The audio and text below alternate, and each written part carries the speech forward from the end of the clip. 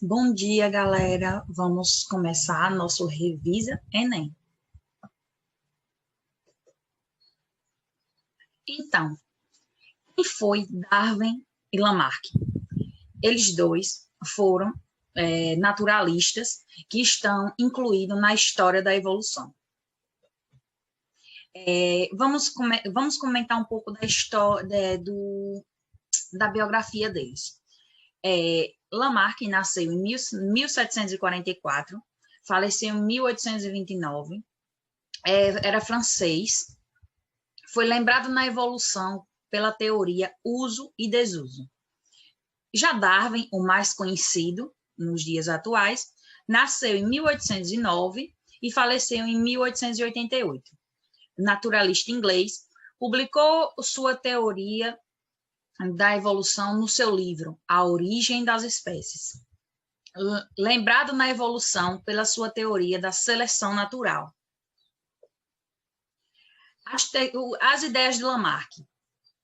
O ambiente é a causa direta das transformações.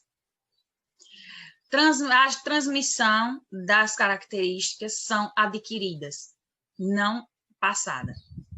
O aumento de complexidade.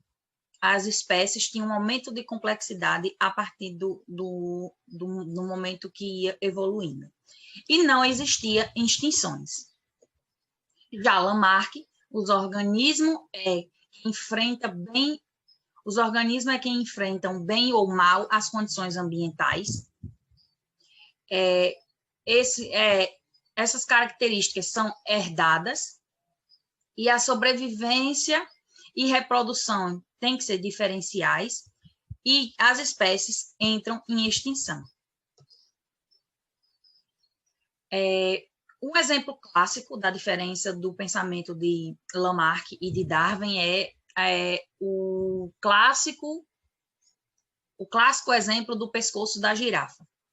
Lamarck acreditava que existia apenas espécies de pescoço curto, que com a dificuldade que elas tinham de se alimentar, elas teriam que esticar esse pescoço, e ao ponto que, esticando o pescoço dela ia se adaptando de acordo com o ambiente. Já para Darwin, existiam dois tipos de espécies, a do pescoço curto e a do pescoço longo. O que ocorreu? A do pescoço longo conseguia se alimentar, e com isso foram evoluindo e passando essa genética de pai para filho, e a de pescoço curto chegaram à extinção. Hoje, vamos falar sobre seleção natural. A seleção natural é nada mais do que a mudança das populações ao longo do tempo, que consiste na sobrevivência do mais apto a se reproduzir o ambiente. Para que essa seleção ocorra, são necessárias 4 condições básicas. A espécie precisa chegar ao tempo de reprodução, ter variabilidade. O que é essa variabilidade? Variabilidade genética. Quando a gente fala de Darwin, a gente está falando de genética. A variabilidade genética quer dizer que temos que ter diferentes que não seja tudo de uma mesma família, que tenha variabilidade ali que consiga herdar coisas benéficas de um do outro. Hereditariedade tem que vir, passa de hereditário, tem que ter reprodução, tem que ter filhotes, tem que ter geração. E a variação de aptidão. Do que adianta você ter todos os benefícios de ter uma genética boa, de conseguir se adaptar ao meio, se você não tem aptidão para conseguir fazer isso? O que significa essa aptidão? Conseguir se alimentar, conseguir se reproduzir com maior facilidade, e assim vai. A seleção natural ela pode ser separada em 3 modos: a seleção direcional, a seleção disruptiva e a seleção estabilizadora. A seleção direcional é o tipo de seleção que provoca mudanças mais rápidas. Ela favorece os extremos de determinada fenótipo. O que significa fenótipo? Ela favorece de acordo com o fenotipo da espécie. Vamos ver exemplos.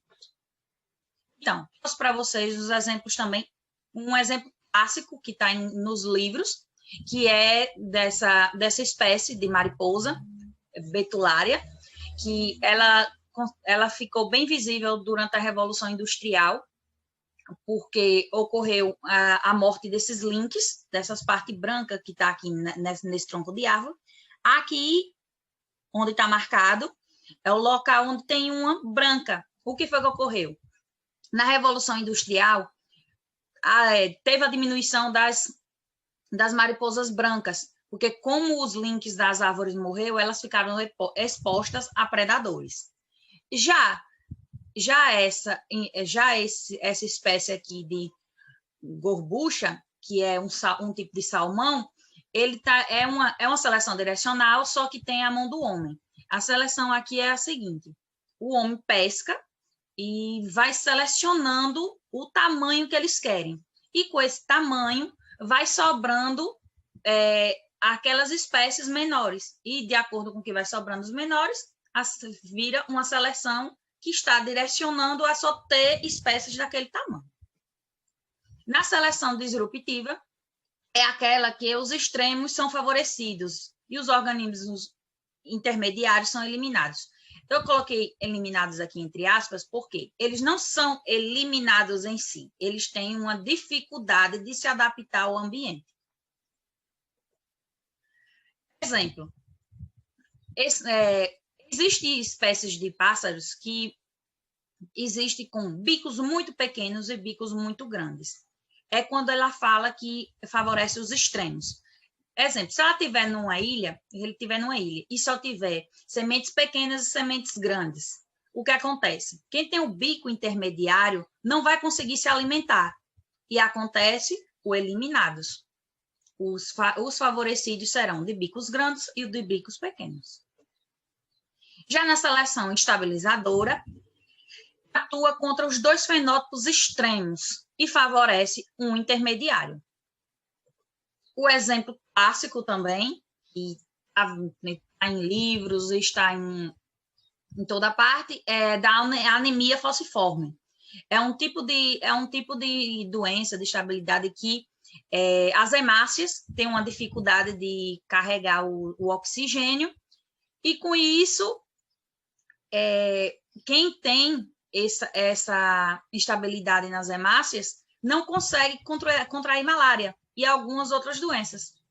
Então, os intermediários, os extremos são prejudicados e o intermediário consegue se sobressair.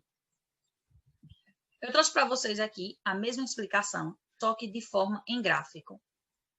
A seleção direcional, como a gente está vendo, foi favorecido um dos extremos.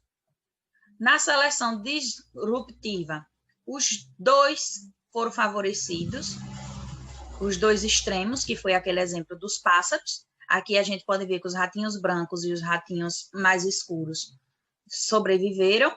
E a seleção estabilizadora, que o intermediário é quem se sobressai. Eu trouxe esse gráficozinho aqui para vocês terem uma visualização de como em momentos gráficos, ele está bem didático, ele mostra cores, ele mostra como foi, como aconteceu.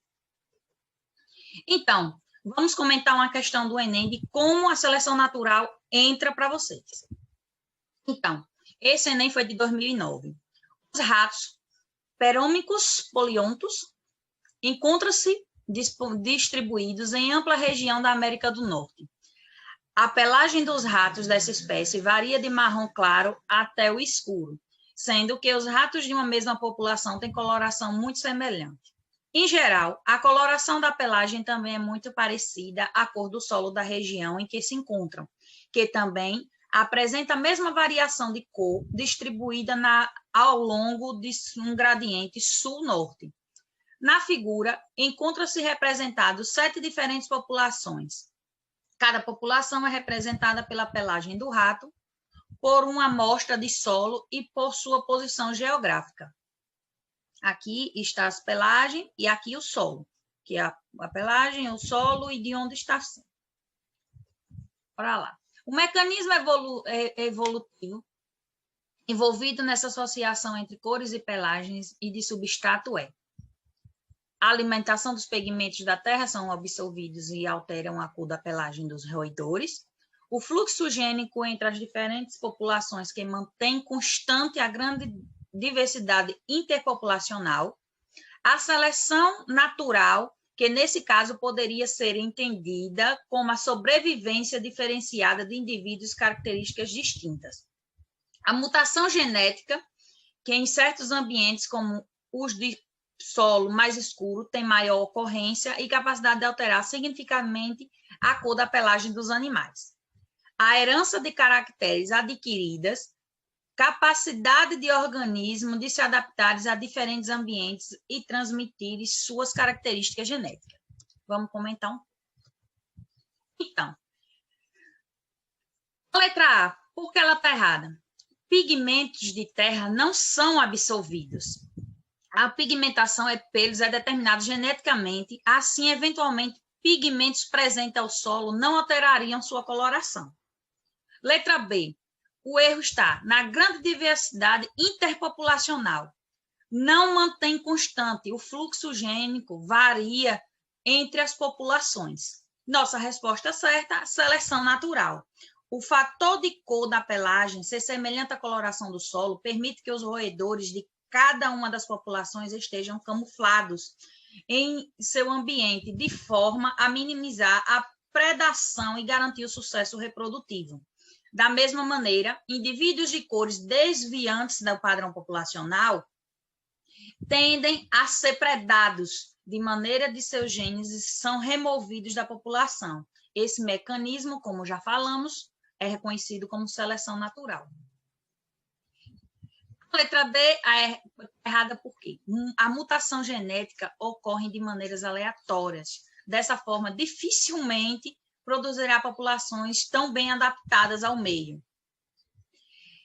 Na letra E, a herança de caracteres adquiridas. A herança de caracteres adquiridos é um mecanismo que há muito tempo foi desacreditado, foi até uma ideia do próprio Lamarck, e não explica a maneira pela qual a população se diferencia, mas somente de maneira pela qual a característica seriam transmitida para seus descendentes.